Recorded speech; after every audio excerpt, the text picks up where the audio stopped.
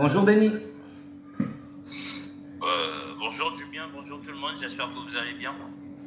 Ok, donc bonjour à vous. Donc aujourd'hui nous allons faire le résumé du match de Wolverhampton contre City. Denis, Oui, tes impressions du match? les impressions sont bonnes, surtout du côté de Manchester City, parce qu'ils ont eu à dominer tout le match, surtout avec l'aide du carton rouge que j'ai trouvé un peu bête de la part du défenseur de Wolverhampton. Mais bien avant ça, City dominait déjà la rencontre, donc le carton rouge n'a fait que faciliter la tâche à Manchester City.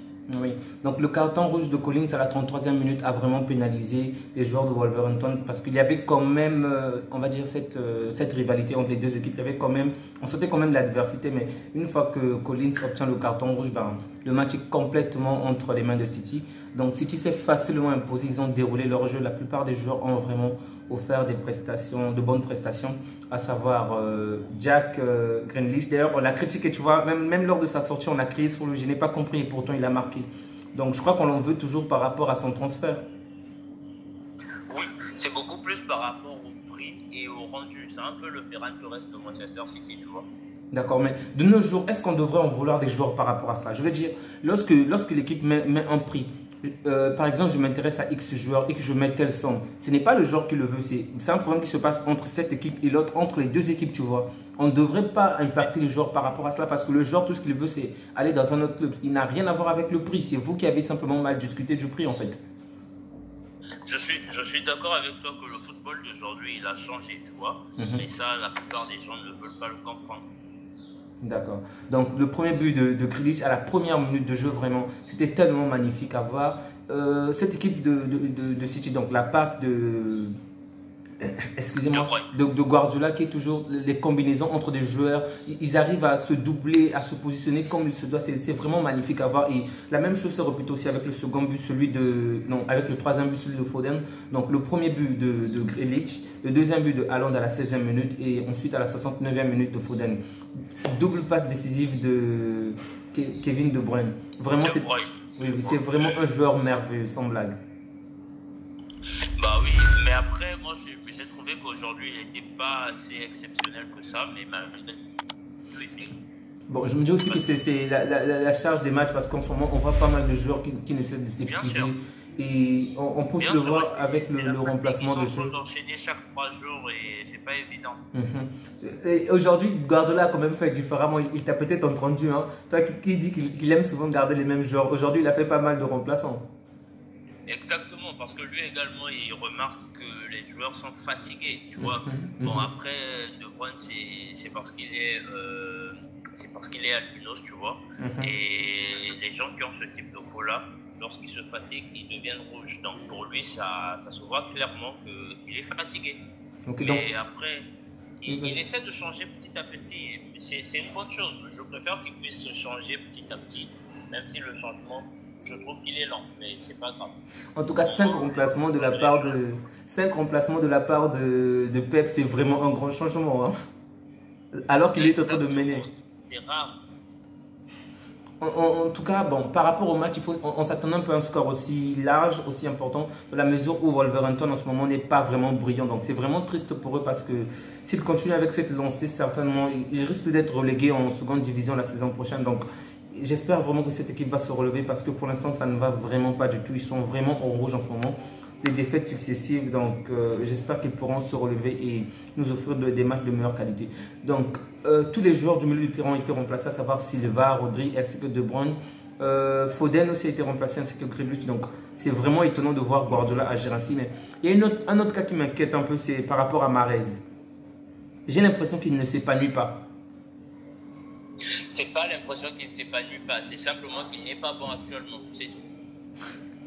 Selon toi, pourquoi il n'est pas bon actuellement? Et pourtant, c'est l'un des joueurs je veux dire, qui a plus de temps libre, je veux dire, dans le sens où la Coupe du Monde va bientôt commencer. Donc, cette équipe doit vraiment se reposer sur lui parce qu'au retour de la Coupe du Monde, la plupart seront peut-être blessés, ils seront fatigués, ils seront cassés. Lui, il doit être en forme. Tu penses qu'il pourra tenir cette équipe?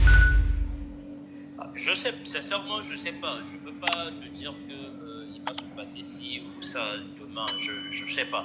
Mais ce qui est sûr, à l'heure où je te parle, c'est le joueur offensif le moins productif. Franchement, actuellement, il est clairement à côté de la plaque. Oui, mais il n'a pas aussi assez de temps de jeu. Et je me dis que c'est peut-être Guardiola aussi dans la maison où on ne l'accorde pas, comment dirais-je, il n'a pas autant confiance en lui, tu vois. Il a été titulaire contre Dortmund. Il a fait quoi?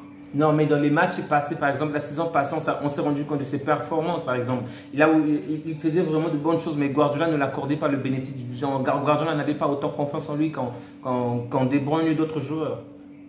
Bah, déjà, il n'occupe pas le même poste que De Bruyne, mais après, ça dépend déjà. Parce que si tu remarques bien, la plupart des matchs que Mahrez a joué, ça a toujours été en Ligue des Champions, tu vois. Lorsqu'il faisait une très bonne performance en Ligue des Champions, le match d'après, pour le récompenser, il était titulaire en Première Ligue. Mais là, que ce soit le premier match à Séville, il n'a pas été bon. Le second match face à Dortmund, il n'a pas été bon. Et lorsqu'il est rentré même la dernière fois contre Nottingham Forest, là également, il n'était pas bon. Aujourd'hui aussi, il a été moyen. Donc, je me dis que s'il continue sur cette lancée-là, tu vas voir que Guardiola va préférer par exemple mettre Foden ou Bernardo Silva. D'accord. Maintenant, selon toi, dans ce genre de cas, n'est-il pas préférable pour lui qu'il aille voir ailleurs, dans un autre club où il sera peut-être plus épanoui, il aura peut-être plus de temps de jeu parce que psychologiquement aussi ça joue, hein. Il avait la possibilité d'aller voir ailleurs. Il a refusé d'aller voir ailleurs et il a préféré prolonger son contrat. En fait, le truc c'est quoi? Pep Guardiola aujourd'hui, il soutient l'idée comme quoi si d'après toi, tu te dis que tu n'es pas content de ton temps de jeu et que tu mériterais mieux, tu viens le voir, tu lui dis écoute, je veux partir, il va te laisser partir. La preuve en est avec Sterling, c'est ça. Avec Gabriel Jesus, c'était également ça. Ils sont allés le voir pour lui dire on veut plus de temps de jeu. Le gars a dit par rapport à l'équipe que j'aurai, vous n'allez pas pouvoir avoir le temps de jeu que vous souhaitez avoir. Donc, vous êtes libre, si vous trouvez un club qui peut mettre le prix que la direction veut, ben, vous êtes libre de partir. Ils sont partis. Parle un peu plus près du micro, hein, parce qu'on a l'impression que tu t'éloignes. D'accord, je vois très bien ce que tu veux dire. Maintenant, par rapport à Henderson, est-ce que tu trouves que Henderson est rassurant? Personnellement, il n'a pas eu beaucoup d'actions parce que cette équipe de Wolverhampton n'a pas vraiment brillé, mais je ne le trouve pas vraiment rassurant. Tu parles de qui? De Ederson, le gardien de Manchester Ederson, City. oui, Ederson. Man, il a fait 5 ans ou 6 ans en Première Ligue. Il est sorti 3 ou 4 fois meilleur gardien de Première Ligue. Donc, non, mais cette saison. Cette saison également, il est rassurant, oui. C'est vrai que ce n'est pas le niveau de Thibaut Courtois, mais il est rassurant. Quand tu compares par exemple à Edouard Mendy, bah, il est rassurant. Edouard Mendy, on ne sait pas pourquoi cette saison il va mal. Et d'ailleurs, Chelsea se prépare déjà pour un autre gardien, hein, parce que avec les performances qu'il nous offre en ce moment, c'est pas vraiment Edouard Mendy qu'on a connu lors de la CAN ou bien avant. Okay. Voilà, donc pour répondre à ta question, oui, Ederson est rassurant. Donc pour l'instant, City prend la première place du championnat en attendant le match d'Arsenal qui se jouera, je crois, demain, n'est-ce pas?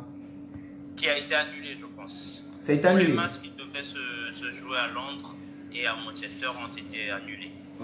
Ok, donc pour l'instant, Manchester City est premier du championnat et j'espère vraiment que Guardiola va garder ce rythme-là parce qu'en face de lui, son second Arteta ne laisse pas aussi la balle. Et quels sont les pronostics selon toi pour le match d'Arteta? Le match d'Arsenal? Oui, oui. Face à quelle équipe? C'était Arsenal, attends. Le match d'Arsenal a été annulé. Non, mais ça sera forcément repoussé pour une prochaine date ou ça sera certainement la même équipe, n'est-ce pas? Oui, ça sera contre la même équipe, mais pas aujourd'hui. Brentford. Ils ne savent même pas quand ça va se tenir. Bon, d'après ce que je vois, bon, j'ai pas de nouvelles dessus, mais on me dit que c'est toujours programmé pour demain à 11h. Contre Brentford. Contre Brentford? Oui. En tout cas, s'il joue, moi je vois un score de 2-1 en faveur d'Arsenal. S'il joue, bien sûr. D'accord, je comprends. Maintenant, un autre point sur lequel on va peut-être parler. Ok, Guardiola. Dis-moi, il y a quand même pas mal de rumeurs en ce moment par rapport à Guardiola et à City. Donc, admettons qu'il ne venait pas à remporter les trophées auxquels on s'y attend, parlant de la Ligue des Champions et autres. Penses-tu qu'il devrait voir ailleurs? Parce que là, il a Haaland. Hein. Qui ça? Guardiola. Allons des chauds, l'équipe est chaude. En ce moment, il a l'équipe qu'il faut. Donc, si cette année, il ne parvient pas à remporter la Ligue des Champions, n'est-il pas préférable pour lui d'aller voir ailleurs? Non, la Ligue des Champions n'est pas une fatalité. Regarde d'où il a pris Manchester City, où est-ce qu'il est en train de les ramener. Déjà, les gens doivent comprendre un truc. Il y a 32 équipes en Ligue des Champions. Et dans ces 32 équipes-là, il n'y a qu'un seul vainqueur. Un seul vainqueur. Je répète encore une fois, un seul vainqueur. Donc, est-ce que si c'est une autre équipe qui a gagné, ça signifie que les 31 autres équipes ont fait une mauvaise saison? Non. Je suis totalement d'accord avec toi. D'ailleurs, je trouve vraiment c'est vraiment là ridicule. Mais là, je ne parle pas de l'équipe qui doit se débarrasser de lui. Hein. Je parle de lui. Selon lui, devrait-il lui-même aller voir ailleurs pour lui-même il le dit et il le répète. Il est content là où il est. D'accord. Il a aussi une longue expérience depuis qu'il est entraîneur. Il a aussi un bon chèque, donc pas facile de se débarrasser. Voilà, 20 millions, c'est pas 2000. Hein. Denis, tu as d'autres choses à ajouter? Non, j'ai rien d'autre à ajouter et je souhaite simplement que les gens puissent partager, aimer et s'abonner encore. On est ensemble. Donc, un dernier résumé par rapport à De Bruyne. Donc, il est pour l'instant le meilleur passeur avec 6 passes décisives en 7 matchs. Et après lui, c'est Bernardo Silva avec 3 passes décisives. Donc, une fois de plus, City est devant en termes de passes. Et en termes de buts, c'est exactement la même chose. Haaland, en 7 matchs seulement, il a 11 buts. Et oui, en 7 matchs, il a 11 buts. Ensuite, il y a Motrivic avec 6 buts en 7 matchs. Donc, la preuve, une fois de plus, que City est en train de reprendre ce championnat et certainement, ils vont s'imposer à la fin du championnat. Du moins, je le souhaite en tout cas parce que j'aime bien Guardiola. Donc, merci à vous. Comme Denis l'a si bien dit, n'hésitez surtout pas à vous abonner, à liker, à nous faire part de vos commentaires, de ce que vous pensez et de ce à quoi vous vous attendez par rapport à cette chaîne. Donc, toujours dans la bonne entente, on vous souhaite une excellente journée. Prenez soin de vous ainsi que de vos proches. Au revoir.